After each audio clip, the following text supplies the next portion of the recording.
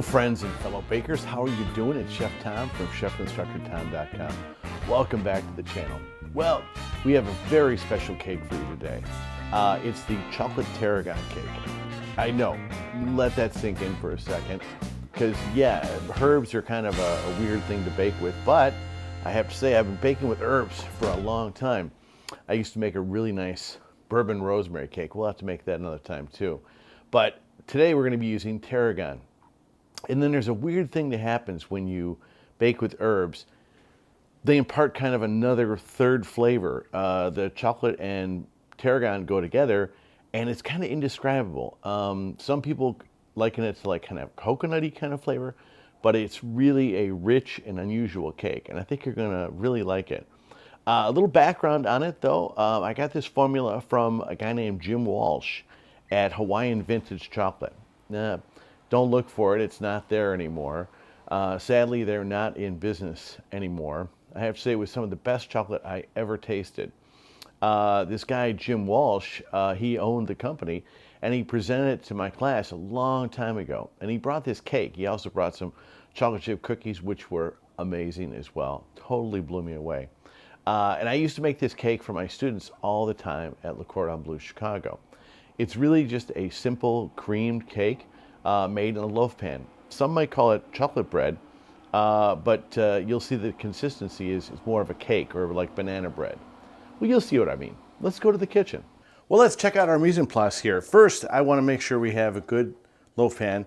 This is a 4x9 pan. Pretty standard size for loaf pans. You could also do it in 4 little small ones. These are lovely for giving gifts if you want to do that too. That's kind of fun. Or if you just want like smaller pieces of cake, you can do that too. Of course, you're going to need some pan spray for these guys. And then let's take a look at the actual ingredients here. We have, of course, the butter and the sugar and the eggs, which of course you know that forms the holy trinity of creaming. Creaming is our goal today. So we're going to put those guys aside. We also have, for chocolatey goodness, we have, of course, cocoa powder and chopped chocolate. And I'm using the Trader Joe's milk chocolate. It's only like $5 a pound. It is so worth it. Now, you could just use regular chocolate chips. That's going to be fine too. But I got to say, the chopped chunks of chocolate, notice the alliteration there, are so awesome. They taste great.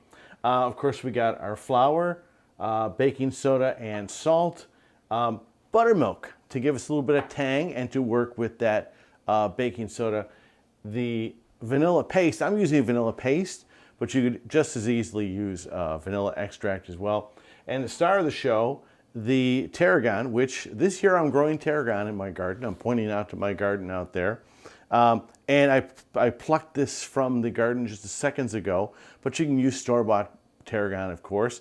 And you're going to want to chop it really finely too before we start. I just want to show off the lovely greenery there. So that's all our mise en place. It's a creamy method, so let's get mixing. Now I've already chopped my chocolate, but I'm going to take my tarragon out and I'm going to chop that. I was keeping a little bit of water. And what you might want to do, and if you get a little bit of stem in there, I'm totally cool with that. But you want to clean these guys off and get most of the leaves out of there. And it imparts a lot of flavor to this. You'd be surprised. But get rid of most of those stems.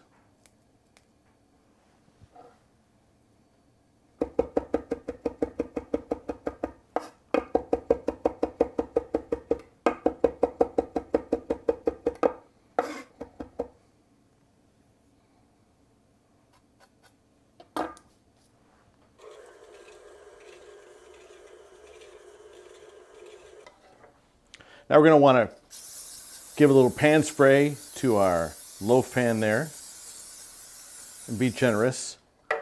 Then we're going to start mixing. Now what's the first thing we start mixing? That's right, it is the butter. This is also softened butter. It's been sitting out for just about an hour. That way it creams so much better, and of course we get a better emulsification. with our butter, sugar, and eggs. And we can add the sugar at this point too.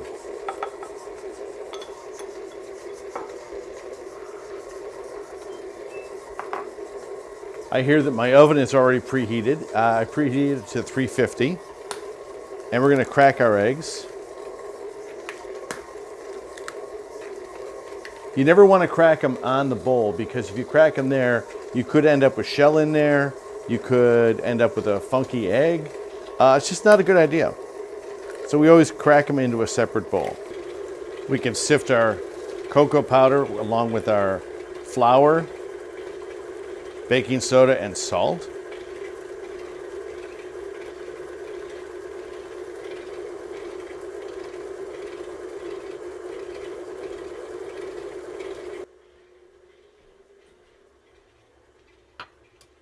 We can combine the vanilla and the buttermilk there. Give that a little stir.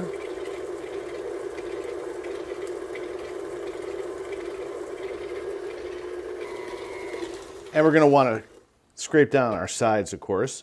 This is where we can kind of check and see if the butter and sugar are being creamed nicely. It looks like they're doing really good. They could use maybe a few more minutes. This is the step you do not want to rush. You never really want to rush your creaming, because if you do this right, you end up with such better cake than if you try to rush it. You know, okay, maybe you get cake a few minutes earlier, but this is going to be so much better. I think you really enjoy it more. And that's why we're here, right? To enjoy the cake.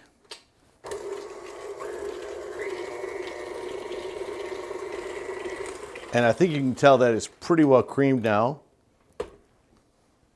Let's have another look here. That looks good. Get the paddle cleaned off. Scrape down the sides one more time. And now we're going to add our eggs one at a time, just until they are emulsified. The eggs will kind of disappear, and you'll end up with an emulsified butter, sugar, and egg mixture.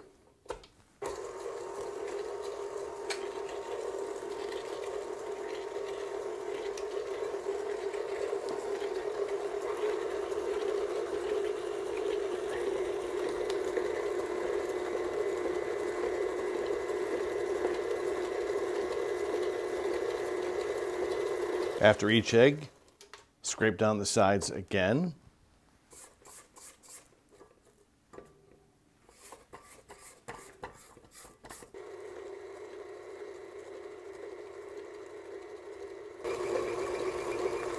And it should start to look really fluffy now. Nice and soft.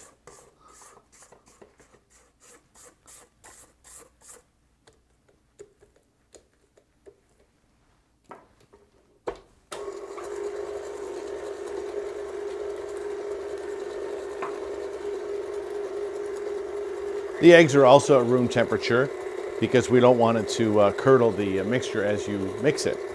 If they're too cold, it will definitely curdle. This is looking really nice and fluffy now.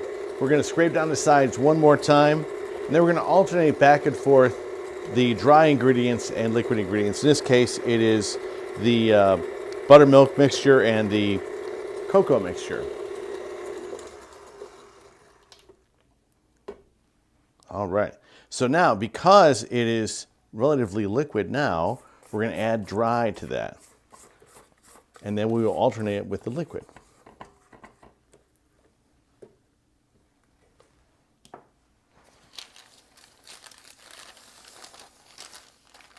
Put maybe about a third of it in.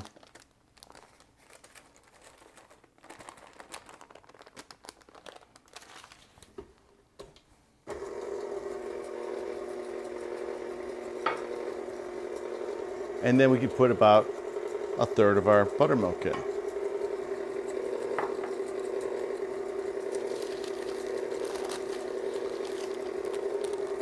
Third more of the dry.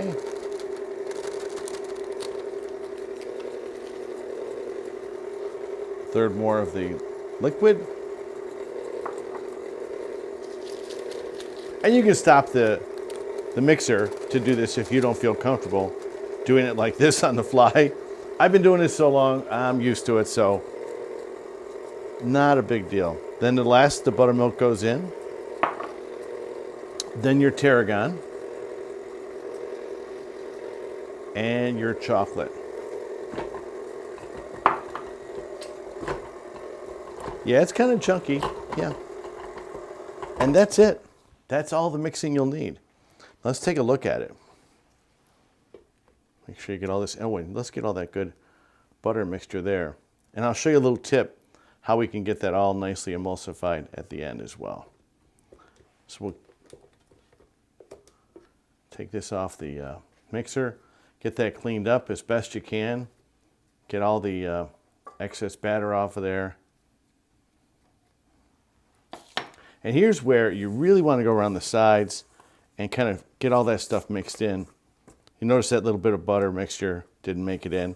That'll fold in very nicely. And so the batter looks like this. It's kind of thick, but it's not. It's a fair amount of air actually. That looks beautiful.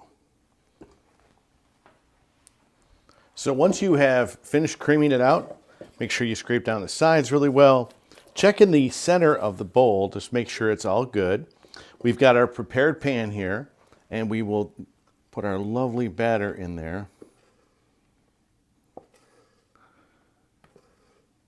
This is such a good cake. It has a weird almost kind of coconutty flavor to it with that tarragon in there. Kind of weird, I know. But you get two kinds of chocolate too. You get the cocoa, which is nice. And then you get the chunks of chocolate. And the chunks of chocolate kind of give a little bit of accent to that as well.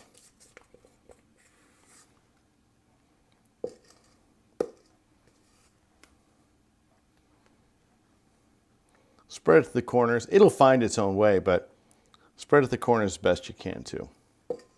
Okay. And then this guy is going to go in a 350 oven for about 35 to 40 minutes.